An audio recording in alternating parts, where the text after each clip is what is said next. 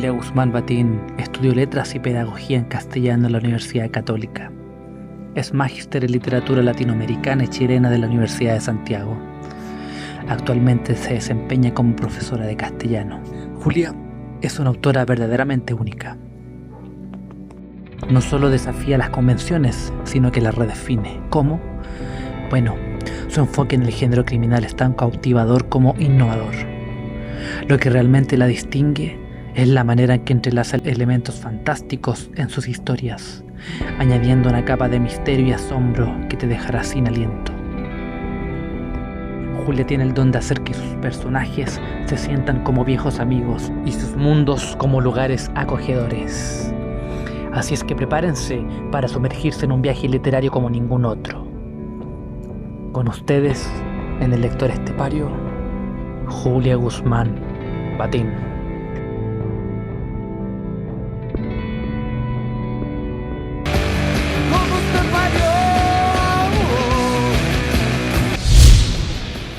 Hola Julia, ¿cómo estás?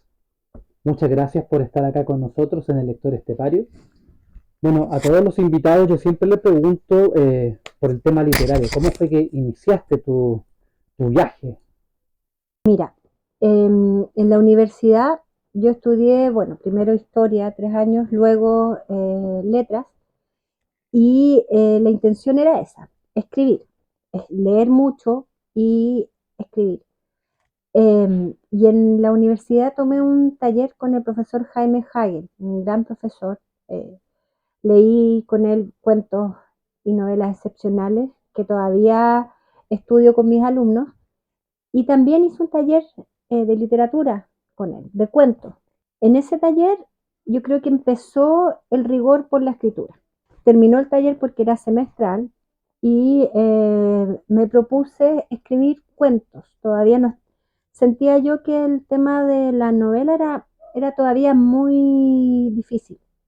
Había que tener una historia más consistente y esta mirada fantástica que se veía en mis cuentos era la que a mí más me acomodaba. Sentía que una novela fantástica era una empresa complicada.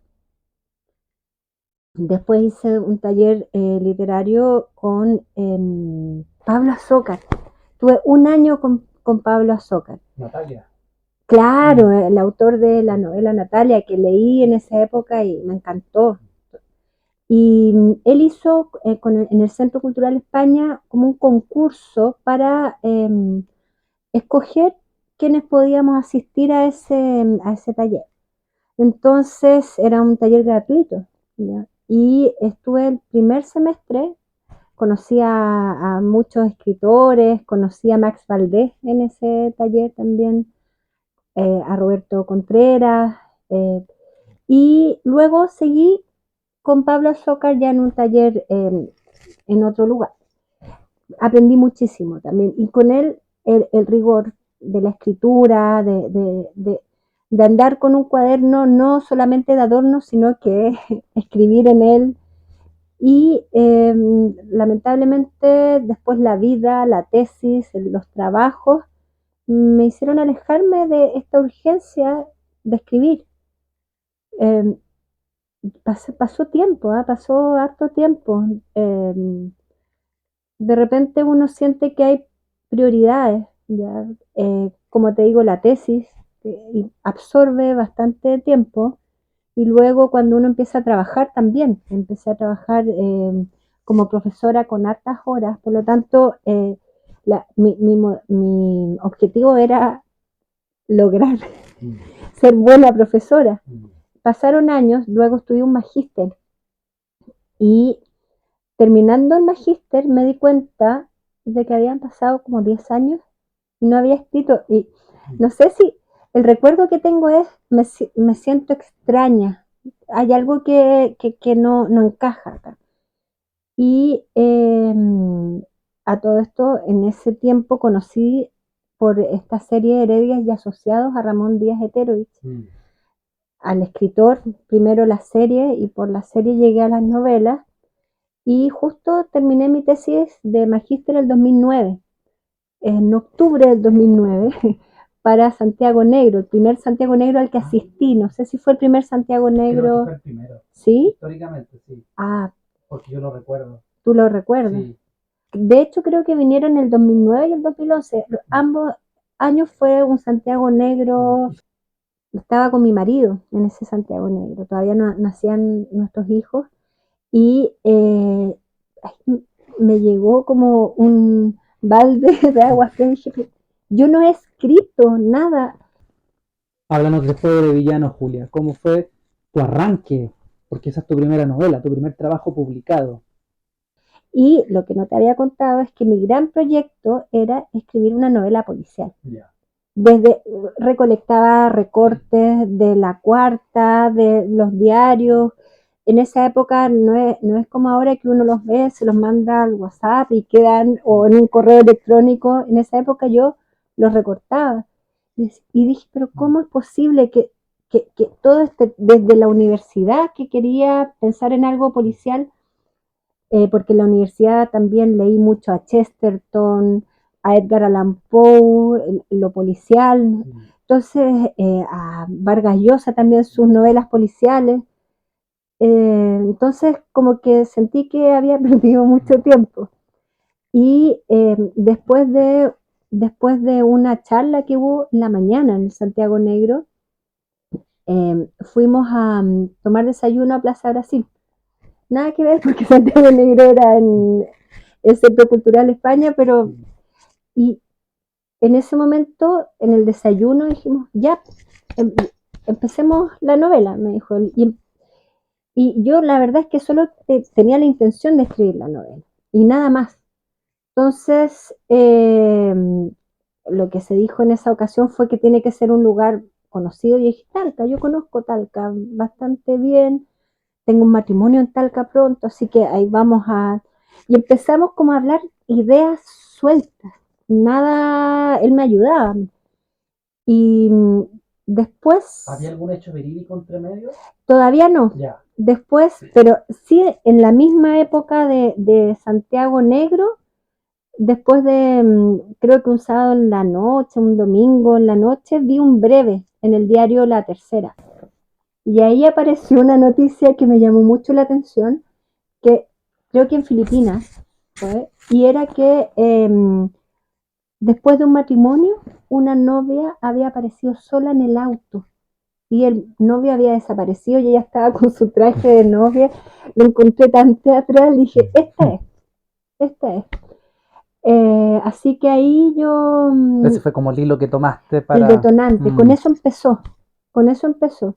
Yo no sé si eso fue antes o después de ese desayuno, pero fue todo en el marco del Festival Santiago Negro. Y Que fue, claro, te estimuló a claro, terminar a lo que habías comenzado sí, y sí. llevarlo hasta el final. Pero ahí me di cuenta de lo complejo que es escribir un Sí. policial. Sí. ¿Ya? ¿Por qué tú crees que es muy difícil escribir un policial? ¿Cuál es la primera dificultad que aparece? ¿O cuáles son las trampas que hay que ir sorteando? Mira, eso lo entendí después. En el momento yo no lo había captado, pero lo entendí leyendo como un tratado, o sea, un libro acerca del policial y del policial negro, donde un autor francés, Yves Rotter, citando a Todorov, decía que habían dos historias: la historia del crimen, que es la historia oculta, y la historia de la investigación. Y que a medida que se va escribiendo la historia de la investigación, se revelan elementos de esta historia secreta que es el crimen. Para escribir un relato policial uno tiene que tener claras las dos historias. Y eso es lo más difícil. ¿Ya? Y entonces yo necesitaba esa otra historia. Tenía la historia de la novia, tenía la historia del novio desaparecido, ya había perfilado al detective, ya había decidido que sería en Talca, fui a un matrimonio en Talca, entonces eso también me sirvió para recordar cómo eran los matrimonios. Hacía tiempo que no había ido a un matrimonio. Y, y paseamos por la ciudad de Talca, pero me faltaba esa historia oculta. ¿Por qué Ken. Mm. Entonces, recordé, mi padre era juez, y recordé que cuando nosotros vivíamos en Talca, él investigó y fue ministro en visita de un caso súper complicado. Y ahí yo recurrí y le pedí ayuda a él para que me ayudara a armar esta historia oculta. A lo mejor tú me lo vas a corroborar, que la construcción novelística policial exige una racionalidad que no aparece en otro tipo de obra, sobre todo en el fantástico. Claro, Porque el fantástico es cierto que siempre sabemos que irrumpe un hecho, rompe la cotidianidad, emerge lo sobrenatural y muchas veces el autor no tiene por qué explicar esa irrupción. claro. Pero por ejemplo en una novela no pueden ser los extraterrestres los asesinos, pues No, tiene que haber un hilo, un desencadenante, ¿cierto? claro, Un móvil. claro, sí, ¿Y porque cómo fue que te ayudó tu padre? ¿Qué fue exactamente lo que hizo? recordamos ese caso, un caso famoso que se llamó, era una estafa a la Corfo, ya era una estafa a la Corfo, y eh, yo me acordé de esa estafa porque lo acompañé a un par de diligencias, ya no diligencias oficiales, sino que, por ejemplo, ir a conversar con personas que le daban información, digamos, de manera coloquial. eh, y esa fue una causa súper emblemática porque fue durante la dictadura y en la que estaba implicada gente muy ligada a la dictadura. Había primos hermanos de ministros de Estado de esa época. Por lo tanto, era una causa muy, muy, muy arriesgada. Yeah. De hecho, la abogada querellante la amenazaron, entraron a su casa, la siguieron, la, también en Curicó, que era donde se investigaba, había actuarios o personas que daban información antes de las diligencias, por lo tanto no era, fue un caso súper, súper complicado. Entonces, yo recordaba ese caso eh,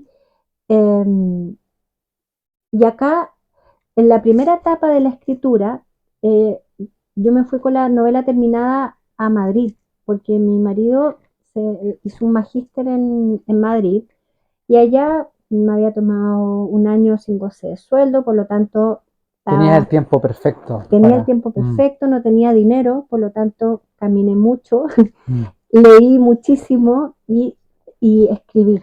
¿Y te salió de un tirón o tuviste que ir reescribiendo muchas veces el trabajo? Es que las 70 páginas me demoré yo creo que un año, Ya. porque podía escribir los fines de semana, y no durante la semana, era muy difícil por el trabajo, Claro. pero llegué a Madrid con las 70 páginas, es decir, con la columna, con el argumento, ya tenía esta historia secreta lista y también la historia de la investigación. Y junté un poquito, no junté, pero traté de arreglármelas para inscribirme en un taller de Ronaldo Menéndez, gran escritor cubano radicado en España, y consistía justamente en eso, en entregarle partes de la novela y que él la fuera comentando. Claro, ahí cambió muchísimo la novela. Me enseñó a hacer los diálogos, a describir los ambientes, a darle vida a los ambientes, que todavía yo creo que está en una fase de borrador. Claro.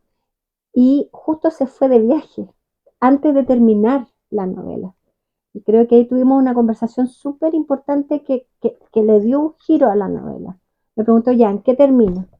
Yo le dije, bueno, el culpable es tanto y se sabe por que habla, hay como una confesión y está grabada. Me dice, ya, pero qué mal.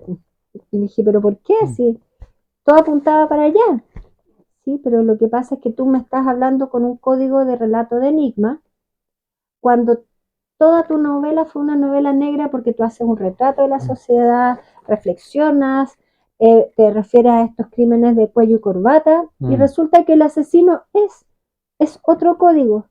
Tú, en vez de hablar de mafias, describe esa mafia. En vez de hablar de estas asociaciones ilícitas, explica cómo funcionó, cómo lo hicieron.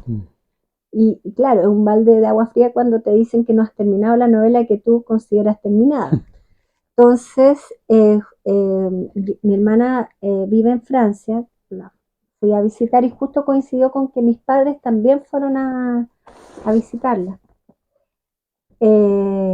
Ahí tuvimos más reuniones con mi papá, le expliqué lo que había pasado y a pesar de que hubiesen pasado, esto fue el 2011, y lo de la Corfo habrá sido 86, 87, claro. Tenía una claridad, me hizo el dibujo, me explicó finalmente cómo había sido esta estafa, quiénes habían participado, cómo se había engañado a los campesinos del sector.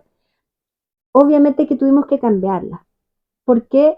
Porque no era verosímil para el 2011 cómo se había efectuado la estafa. Ya había más mecanismos de control, porque en esta estafa fueron coludidas notarías, hubo falsas escrituras. Entonces ya esa figura no podía llevarse a cabo en esa época. Qué interesante lo que me hablas del verosímil, porque claro, si hay un elemento que tiene que tener la novela policial es la verosimilitud, ¿cierto? Sí. Pero por ejemplo, a veces yo hablaba con un amigo que, por ejemplo, si uno en una novela escribía que alguien vivía, por ejemplo, en una pensión y habían 6 hombres y los 6 se llamaban Sergio, el lector va a decir que esto es una invención. Claro. Pero a un amigo le pasó una vez eso y dijo, si yo lo pongo esto en una novela que pasó realmente, no me lo van a creer.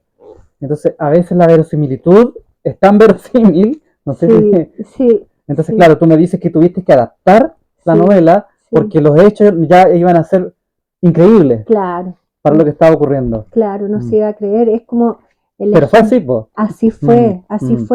Pero como esa novela estaba ambientada para antes del terremoto, 2009, 2008, cuando Talca, la parte del centro de Talca todavía estaba en pie. Sí. Por ejemplo, es antes de que se desarrollara en la periferia de Talca. El mall, por ejemplo, cuando fui antes del terremoto, estaba muerto. Después me dijeron, cuando fui a presentar la novela el 2018, 2019, que había florecido un Talca en las afueras. Entonces, todo cambia. Sí. ¿Ya? Y en cuanto a lo que tú me dices de la verosimilitud, Mercedes Rosende, una escritora uruguaya, decía, imagínense que yo escriba una novela en que la sobrina lleva el cadáver de su tío a buscar un crédito al banco. ¿Me creen o no me creen? No. Claro, es demasiado. Es demasiado. Es demasiado. Sí. Entonces, lo mismo ocurre, de hecho, para la construcción de algunos personajes, yo como que iba tomando muestras de la realidad. Pero hubo un momento en que tuve que limar un personaje porque a pesar de que fuera inspirado de la realidad, no iba a ser un personaje creíble. Entonces, a veces la realidad no sirve a la ficción, claramente. Hay que quitarle el color a la realidad para que funcione la ficción. Y eso me pasó en esta novela, ¿ya? Por eso que fue un proceso súper largo de creación, a pesar de que lo que yo quería era un relato súper sencillo, cronológico, pero me di cuenta de lo complejo que era por estas historias. Y también ahí me di cuenta de la diferencia entre lo policial de enigma y lo policial negro, que en el momento en que hablé y desmenucé cómo funcionaban estas agrupaciones de banqueros, directores de la Corfo, etcétera, ya me estaba introduciendo en la temática negra y estaba dejando de lado al culpable alejado de la sociedad criminal, digamos. Podríamos decir que a grandes rasgos, entre la diferencia entre el policial y lo negro, es que un lado hay una que explora el tema que es el asesinato mismo, desnudo, cómo ocurren los hechos, y lo negro busca ir al entramado, ¿cierto? Reflejar que hay un lado oscuro de lo social. En esa dicotomía, o no dicotomía, en esa ambivalencia, ¿tú crees que el policial o el negro tenga como enfoque final desmontar los problemas sociales o no es necesario? Yo, yo creo que em, yo creo que reflexiona de todas formas en torno a la sociedad. Ya la sociedad es un problema en el relato policial negro. Eh, Hay un libro de la editorial Pan súper bueno que me encantó, Tipos Duros. Sí. Y en ese libro tuve la suerte de presentarlo en Puerto Negro, en la primera versión del Festival Puerto Negro. Y, y en varios cuentos el policía decía, hay algo detrás del crimen. Yo no quiero quedarme solamente en el crimen, hay algo detrás. Y se quedaban esperando eso que demostraba el crimen. Finalmente, el crimen es una excusa, es la grieta por la cual se filtra lo que yo llamé en esa presentación la tercera historia. ¿Te acuerdas que con Todorov está la historia del crimen, que es la escondida, la historia de la investigación? Aquí yo planteo esta tercera historia, que es la historia que se filtra a través del crimen. Finalmente el crimen sirve para mostrar esto que está oculto, ya que pueden ser, como te digo, estas asociaciones ilícitas, la corrupción, pero también a nivel cotidiano. Ya el crimen no solamente es un crimen con armas, homicidas o con grandes estafas, sino que también en el ámbito cotidiano, en una casa, en un trabajo, ¿no es cierto? Esta crítica descarnada de lo que nosotros somos y de los abusos de poder que se presentan quizá en todos los ámbitos. Dentro de ese contexto, Julia, no se puede obviar el tema del bien y el mal, ¿cierto? Porque mucha gente piensa que el bien y el mal son cosas estadísticas o que son subjetividades, pero creo yo que el policía enfrenta el bien y el mal de otra forma. Mira, yo creo que desde la perspectiva del detective, claro, cuando estamos hablando de una novela protagonizada por detectives, creo que está más clara esta división entre el bien y el mal, ¿ya? Ahora, también siento yo que al hablar de víctimas, las víctimas son personajes que también representan eh, esta ambigüedad del ser humano. Ya la víctima no necesariamente, por ejemplo, en el cuento, hay un cuento de Un infierno a otro, de toda la carne a la parrilla. Sí. La víctima es buena persona, pero es antipática, ¿no es cierto? Entonces, puede como provocar también cierta resistencia y también me gusta explorar esa parte, ¿no es cierto? No de pronto maniqueísmo, que los buenos son simpáticos, amables, en fin, las víctimas, sino que también demostrar todas nuestras facetas. Sí. Y claro, pero desde la perspectiva de la investigación o de lo que se muestra, creo que el detective y la detective muestran, yo creo que una ética intachable, ya buscan saber la verdad y claramente creo que saben lo que es correcto de lo que no es correcto, ¿ya? Ahora, esa corrección no se va a encontrar en el lado del poder, ¿ya? Y quizás eso también me gusta explorar. Ahora estoy escribiendo una novela en la que lo correcto y lo incorrecto, estoy tratando de explorar esto que es correcto e incorrecto, obviamente no pasándose al lado oscuro de la fuerza, ¿ya? Pero sí viendo estos matices también. Es una exploración que está haciendo. Claro. claro. Pero en la orgánica del poder o en la psique del protagonista. En la psique del protagonista. Ya, cómo el poder seduce, ¿no? No, en este caso no es el poder que seduce, sino el miedo, Ya. que de repente hace que las personas no actúen como les gustaría actuar. No, el poder no, yo no. Creo que todavía está clara esa percepción en los personajes, pero sí el miedo, la locura pasajera, ¿ya? Porque Cancino a veces pierde un poco el control, Sí. como que tiene ataques de pánico, como Háblanos que, de Cancino. ¿Cómo fue sí. que tú lo formulaste? ¿Te basaste en alguien real o en un personaje ficticio? ¿Salió de tu mente? Mira, Miguel Cancino, yo traté de que sentirme cómoda con él, ¿ya? Y él como que surgió como un personaje como detective que, que le gustaran los libros, porque también quería hablar de libros en las obras, por lo tanto surgió la idea de que fuera librero y así pudiese ir dialogando con los libros que él iba escribiendo. Y, y como había leído yo mucha novela negra norteamericana, lo quise aterrizar a nuestra realidad y quise hacer un personaje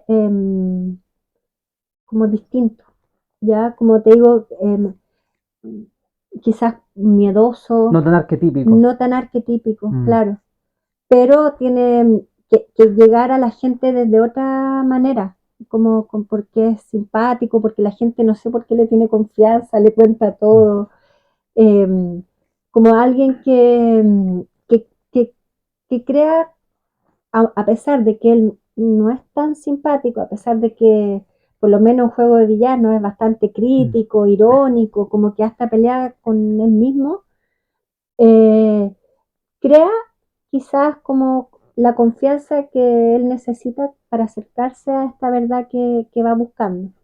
¿Ya? Personaje bueno, un personaje, y así lo fui creando de a poco, también a medida que lo iba presentando, que iban surgiendo ciertas circunstancias, veía la manera en que reaccionaba y yo misma me sorprendía. ¿Ya? Y eso es también,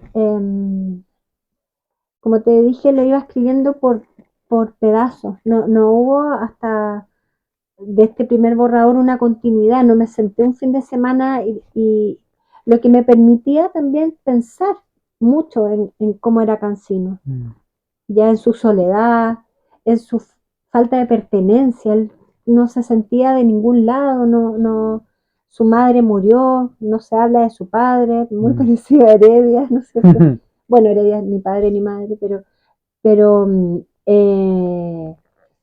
su mejor amigo, que también muere, él empieza a investigar. Entonces fui como de a poquito armando a este personaje. Que tiene una amiga, una compañera que se llama Esther Molina. Sí. Esther surgió en La conjura de los neuróticos obsesivos. Ya. Esa es una novela que partió como cuentos, ¿ya? Eh, y estos cuentos fueron protagonizados por Esther Molina y de pronto escribió otro cuento protagonizado por Miguel Cancino y escribió unos cuentos fantásticos y escribí un mismo cuento fantástico con distintos finales. Ya. Eso es interesante porque introducir el fantástico al policial es un tremendo riesgo. Es un riesgo, es un riesgo. Y después me di cuenta que a medida que iba escribiendo como la continuación de las historias anteriores. Y dije, esto es una novela. Me di cuenta como al cuarto cuento que era una novela. Y, por ejemplo, este cuento fantástico que es de Marcelo, es un personaje que se llama Marcelo, que muy influido por Bioy Casares, Borges, por Julio Cortázar. Y este tipo que se llama Marcelo comete un error garrafal y en ese error conduce ebrio, ¿no es cierto?, borracho y muere su amada. ¿Ya? Y como buen científico sabe eh, viajar a otras dimensiones. Claro. Entonces, Mundos paralelos. claro. Que tú tomaste esa idea de Julio Cortázar. Sí, sí. Mm. Y también de la trama celeste de De Bioy Bioy Casares. Casares y, si no me equivoco, El Jardín de los Senderos que se bifurcan. Bifurcan. Maravilloso cuento. Sí, y Mm. se habla desde distintas perspectivas de esta misma temática. Y esta historia de Marcelo, recordé hace poco que se me ocurrió leyendo estas clases que hizo Julio Cortázar en Berkeley, creo. Es un libro que... Son conferencias. no, clases, alumnos. Clases, ya. Conversaciones súper coloquiales acerca de lo fantástico, Mm. acerca de sus obras. Mm. Y ahí surge esta idea de Marcelo, de hecho lo tengo anotado, como aquí un tipo que viaja a otras dimensiones a partir de una idea que conversa Julio Cortázar con sus alumnos. Y este tipo, Marcelo, viaja a otra dimensión a buscar a su amada. Para eso tiene que matar al otro Marcelo. Entonces Para suplantarlo. claro. Claro. Y bueno, termina, ¿no es cierto? Es corto, yo te diría una plana y media, súper cortito el cuento. Termina que va al bar de la esquina y se toma algo. Mm. Cuando se lo leí a mi marido, me dijo, oh, está bueno, pero yo pensé que iba a terminar con que aparecía otro Marcelo. Yo, oh, y después Claro. escribí Mm. el cuento Sí. similar, pero cambiado porque era en otra dimensión, con otra gloria, con otro, Mm. y ahí aparecía otro. Y después, y así se crea como una especie de pandemia de Marcelo, Marcelodemia. Y esta es como una historia que se intercala, digamos, y que luego se relaciona con las investigaciones que van teniendo por separado Esther Molina y Miguel Cancino, hasta que llega un momento en que se juntan los dos detectives porque también se entrecruzan estos relatos entre fantásticos, realistas, y termina siendo una novela fantástica. Maravilloso. Entremos al taller del escritor. Tú mencionabas que esta novela nació de la conjunción entre un cuento breve y un comentario, y eso no suele ocurrir mucho, pero de repente uno da con un escrito, un cuento breve y se da cuenta que es una cantera. ¿Tú crees esas conjunciones, cómo crees que ocurren? ¿Cómo uno las busca de forma deliberada o pasan nomás?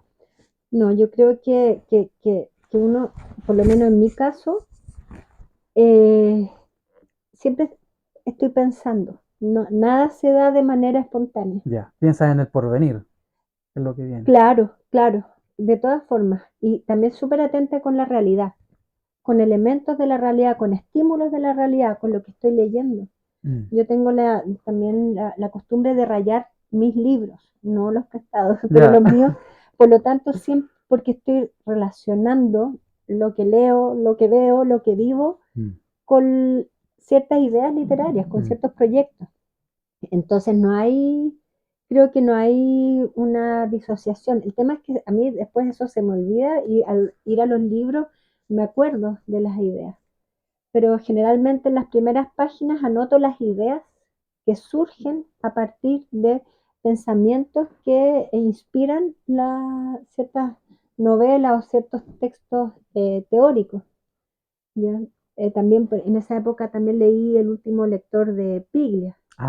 Maravilloso. Sí. Claro, entonces también a partir de ciertos elementos que él presentaba, hay una parte donde, no sé si es en ese libro de Piglia o no, que dice que uno tiene que intentar ya no pensar mucho lo que sucede, sino que, porque uno hasta se puede llegar a volver loco si trata de comprender algunos elementos que no recuerdo bien en qué parte está, o si en otro libro de Piglia. Pero él tiene una idea que me gusta mucho que habla de la psicosis controlada. Y él Ah, decía que cuando uno escribe está imaginando cosas, entonces es como la mente de un psicótico que imagina, pero controlada porque no te lo crees. claro, Pero hay como un equilibrio. sí, Mm, sí, este equilibrio, claro, de todas formas, ¿no es cierto? La imaginación controlada, mm, la imaginación que no hace daño, porque la otra imaginación de pronto hace daño. te desborda. Claro, claro que sí. Así que siento yo que para escribir hay que tener, hay que procesar bien las ideas. Mm, Por ejemplo, un cuento. Como que para escribir un cuento yo nunca escribo un cuento a partir de una idea. Ya ya, estoy como, tengo una idea, anoto y espero que surja otra idea, ya. aunque no tenga mucho que ver. O quizá contrapuesta. Quizás, Ya. quizás. Mm, Y luego, ya con dos ideas, busco hasta una temática que guíe.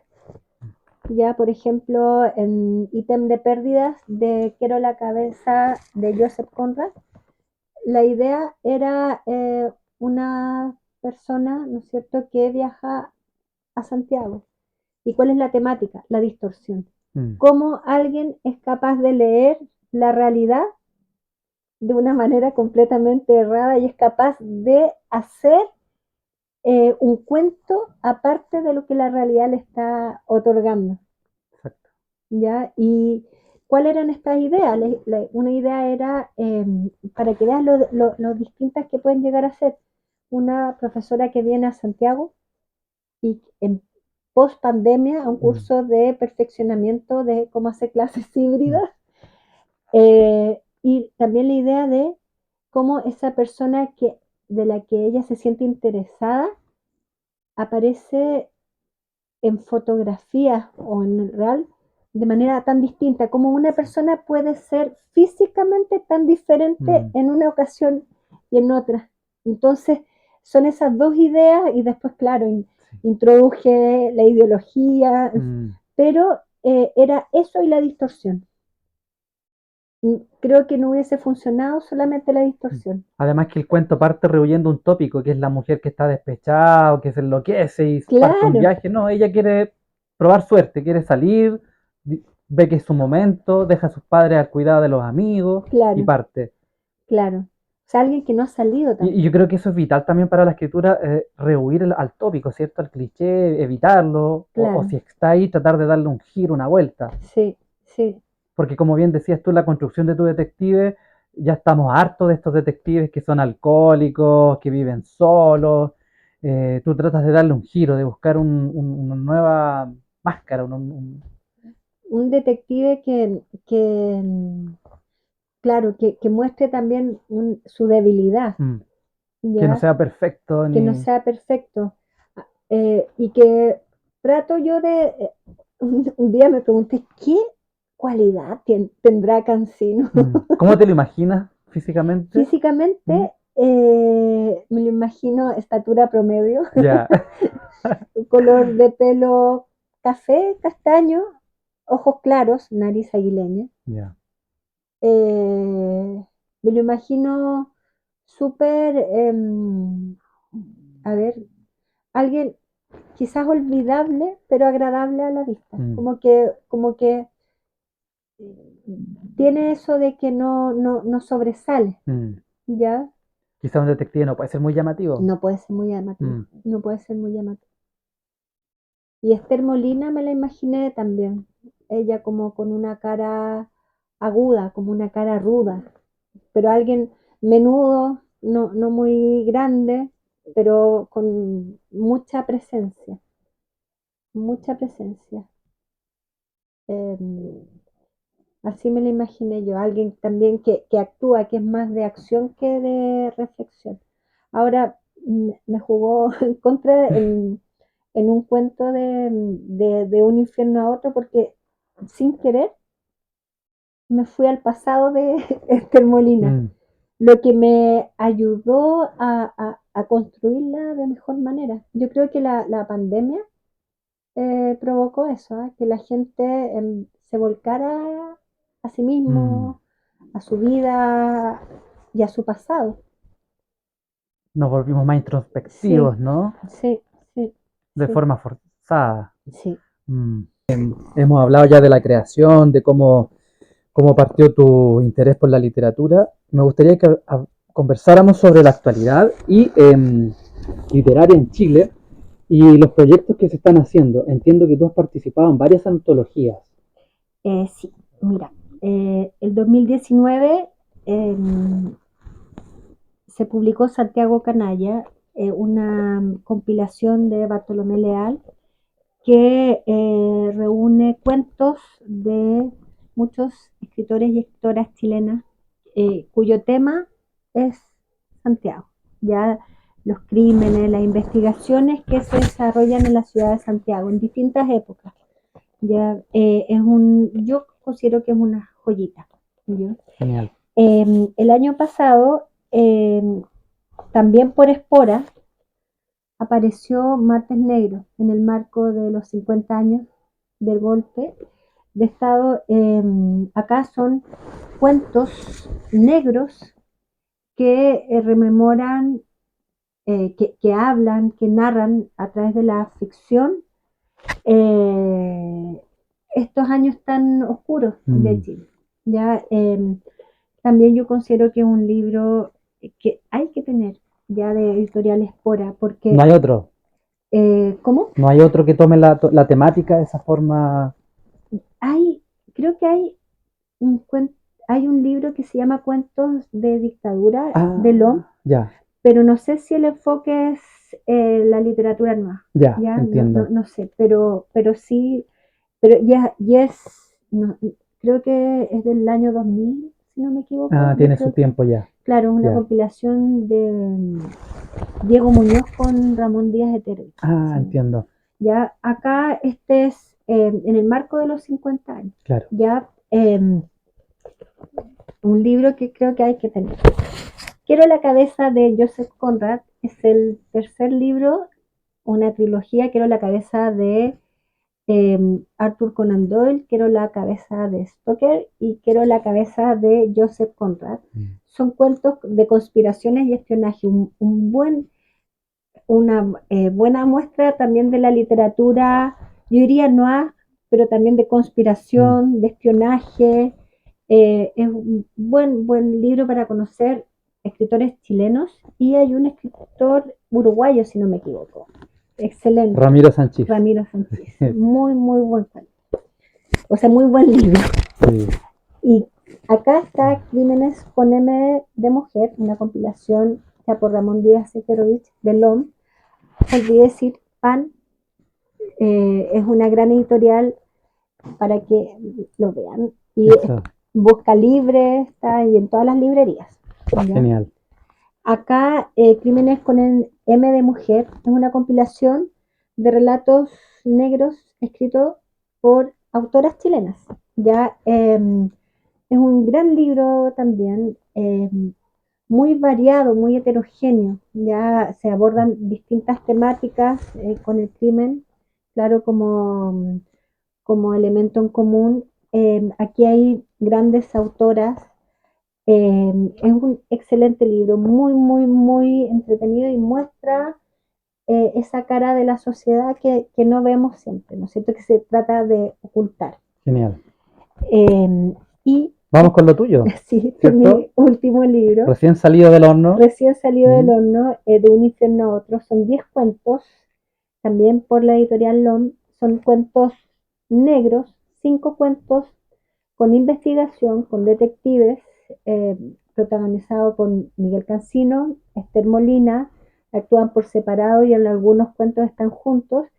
Y otros 5 cuentos que donde no hay una investigación, pero sí se muestra también el crimen y quizás la violencia en ámbitos quizás más domésticos, ¿ya? En el trabajo, en la casa. Me acordé de al leer y al prepararme para esta conversación contigo, Pablo, me acordé de estas noticias terribles de la profesora que se suicidó en Antofagasta, Que fue reciente. Catherine Yoma. Y hoy día, por casualidad, salió la noticia de una chica llamada Karina Salgado, TENS, en Chillán, si no me equivoco. También se suicidó. Ya ambas por acoso laboral por un lado, acoso por parte de los apoderados, lo que muestra también la indefensión de muchas personas, mujeres, hombres, que constantemente están sometidos a otro tipo de presión y agresiones tremendas que logran destruir ¿Y a si las tú no personas? tienes la madurez suficiente? Es que, ¿sabes qué? Yo algunas veces pienso que uno llega un momento en que sin querer, quizás por los constantes acosos, por las constantes agresiones, debe haber una distorsión. Ya, yo creo que uno debe, hoy quizás sí soy mala profesora, hoy quizás sí, yo creo que uno debe, de alguna forma uno debe entrar en este juego de cuestionamiento. Yo considero que somos personas muy indefensas y siento que la novela negra habla y los cuentos negros pueden hablar de estos crímenes de cuello y corbata, pueden hablar de la corrupción, pueden hablar de nuestra contingencia, pero también es bueno abordar temas que están bajo las cuatro paredes de un hogar y también los microcosmos de los trabajos, donde hay mucho abuso laboral. Eso quería comentarte a partir de las noticias que leí hoy día de Karina Salgado y bueno, lo que se supo de Catherine Y que Jones. ella llegó hasta el final, pues, pero cuánta gente está muy cerca de tomar una decisión así de drástica. Claro, por supuesto. Así que esa es nuestra realidad. Y la novela negra, los cuentos negros, nos recuerdan cómo funciona nuestra sociedad, lamentablemente. Para ir terminando, Julia, háblame del futuro. ¿Qué estás escribiendo ahora? ¿Qué es lo que se viene? Si puedes adelantarnos algo. Tengo dos proyectos. Ya. Un proyecto literario y un proyecto no literario. Un proyecto no literario es, que ya lo estoy terminando, es acerca de los recuerdos de personas que trabajaron con mi padre, con el juez Guzmán. Ya. Ya son detectives, jueces, amigos, periodistas que han hecho relatos que recuerdan ciertos episodios de la investigación y también previa al caso Pinochet. Llevo un poco más de un año en eso. ¿Ya? Y como proyecto literario, llevo 3 años escribiendo una novela, la he reescrito 3 veces. He investigado muchísimo, ya se va a situar en el Tume, ya, un lugar muy rico históricamente donde hay mucho dolor por el pasado y hay muchos temas del presente que creo que es bueno observarlos con lupa. ¿Ya? Así que voy a trasladar a Esther Molina y a Miguel Cancino a Neltume por un tiempo para que investiguen, hagan su trabajo. Para que hagan su trabajo. Genial. Sí, sí, eso es, en eso estoy. Ahora lo más urgente es el proyecto que es un libro homenaje a mi padre. Enfocado en la crónica, ¿no? ¿O es ficción? No, es un trabajo más periodístico, ¿no? De claro, investigación. Claro, Ya. claro, sí, se enfoca en recuerdos, en semblanzas de ciertas etapas de la historia de mi padre, sobre todo te diría que lo que fue el caso Pinochet, pero también de algunos episodios que ocurrieron antes, como este mismo caso Corfo, que también va a aparecer. Genial. Sí. Ya, pues Julia, muchas gracias por estar en el Lector Estepario y hasta la próxima. Muchas gracias a ti, Pablo, por esta entrevista y esta entretenida conversación. Sí. Gracias.